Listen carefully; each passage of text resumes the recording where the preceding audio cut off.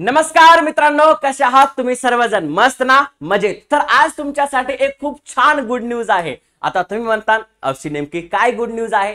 तर तुम्ही सगळ्यांनी ऑनलाईन ऍडमिशन केलं असेल किंवा करत असाल, बरोबर आहे.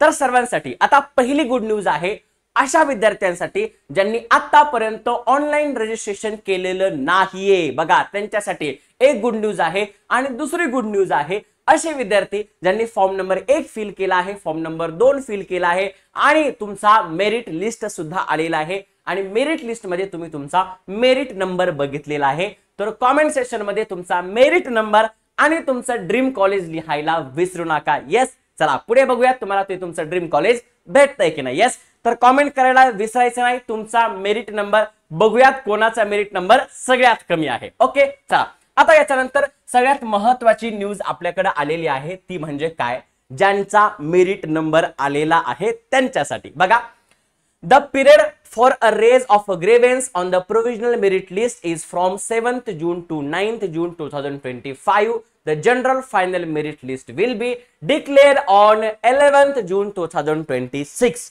तो यहाँ पर बात करते हैं भाई साहब, अगर ये जो लिस्ट आई थी वो प्रोविजनल मेरिट लिस्ट थी, इसका मतलब तात्पुरती यादी होती. आणि या तात्पुरती यादीवर जर तुमच्या काही हरकती असतील, जर तुमच्या काही अडचणी असतील, तर त्या तुम्ही तुमच्या लॉग इन मधून 7 तारखेपासून ते 9 तारखेपर्यंत रजिस्टर करू शकतात.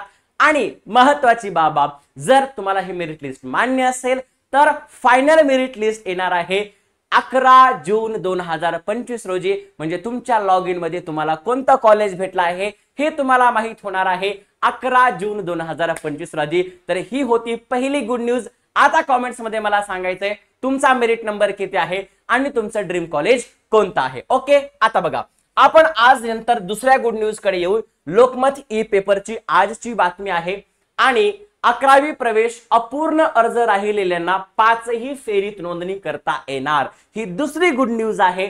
तर असे विद्यार्थी ज्या विद्यार्थ्यांनी आतापर्यंत प्रवेश फॉर्म भरला नाही, प्रवेश फॉर्म 1 भरला आहे पण दुसरा भरला नाही, त्याच्यानंतर भरलाच नाही, अशा विद्यार्थ्यांसाठी प्रत्येक फेरीच्या म्हणजे प्रत्येक कॅप राऊंडच्या आधी तुम्हाला ऑनलाईन फॉर्म फिल करता येणार आहे.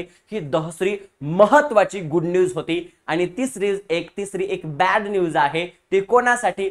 असे विद्यार्थी जे दुसऱ्या बोर्डाचे आहेत, म्हणजे काय, जे दुसऱ्या सीबीएसई, आयसीएसई है ना, इंटरनॅशनल बोर्ड अशा बोर्डाचे आहेत आणि ते विद्यार्थी नापास झालेले आहेत, परंतु म्हणजे त्यांना एटीकेटी लागलेली आहे आणि ते विद्यार्थी महाराष्ट्राच्या शाळांमध्ये ऍडमिशन घेत असतील तर राज्य मंडळाची एटीकेटी अन्य मंडळाच्या शाळांसाठी लागू होणार नाही. म्हणजे काय, जर ते नापास असतील तर किंवा फेल असतील किंवा एटीकेटी लागलेली असेल आणि ते नंतर एक्झाम देऊन जुलैमध्ये पास होणार असतील तर त्यांना इथे ऍडमिशन घेता येणार नाही. हा, त्यांना सीबीएसई शाळेमध्ये ऍडमिशन घेता येईल पण त्यांना इथे ऍडमिशन घेता येणार नाही. त्याच्यासाठी एक महत्वाचा रूल आहे आणि तो म्हणजे काय, राज्य मंडळाच्या ज्या 10वी उत्तीर्ण विद्यार्थ्यांना एटीकेटी सवलत असेल. बघा, आता आपल्या बोर्डामध्ये पण जे विद्यार्थी ज्यांना एटीकेटीची सवलत आहे, म्हणजे काय, त्यांचा 1-2 विषय जरी फेल आलेले आहेत मात्र त्यांना क्लास 11th मध्ये ऍडमिशन घ्यायचं आहे, अशा विद्यार्थ्यांसाठी जर त्यांना सायन्स मध्ये ऍडमिशन घ्यायचं असेल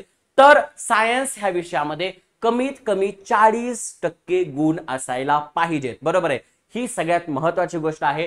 जर तुम्हाला एटीकेटी लागलेली असेल आणि तुम्हाला 40% कमी गुण असतील तर तुम्हाला सायन्स मध्ये ऍडमिशन घेता येणार नाही.